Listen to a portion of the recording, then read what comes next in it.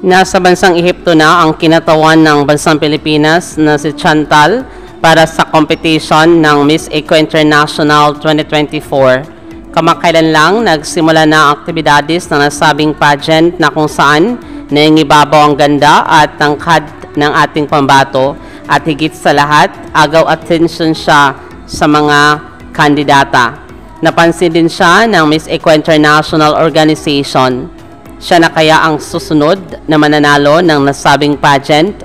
Maraming salamat sa panonood. Para maging updated ka, huwag kalimutang mag-subscribe.